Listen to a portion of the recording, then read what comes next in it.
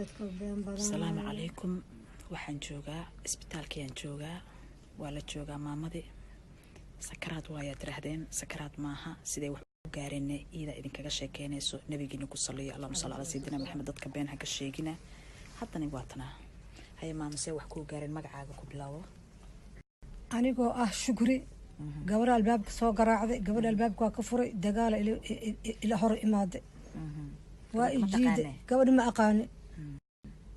gabadh waa ku jiiday waa ijiiday jikada ay geysay mindiya raadsatay in ay cunto idisho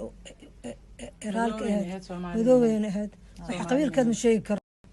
anigana saana u fiicnaa iskaana lii saar wax jab ma jiro alxamdulillah cunugan waa kana gaariyooda madaxa maxaa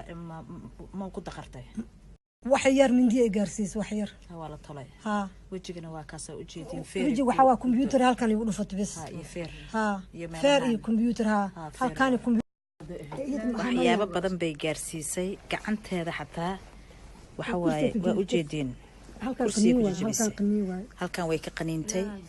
u jeedin sama intana kursiga ku jabisay ayada dhan waa u jeedin marka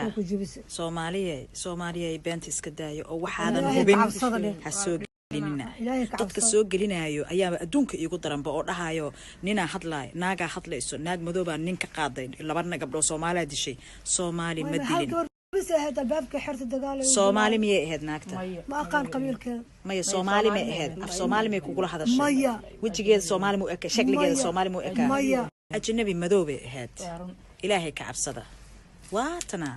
maama shukri waatana maamada ninay dhacday aadhaysin inta la egtaa u jeedin nin aadhoosin see inta la egtaa qof weyn inta u jeedin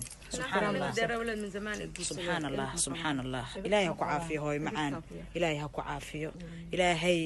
boogdayda allah hay Soomaaliya ma quusateen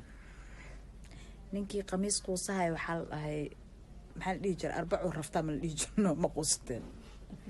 sheenadan waa quusateen maahno beenta laga sheegay Soomaalida waa edeb dareeyeen maama shukri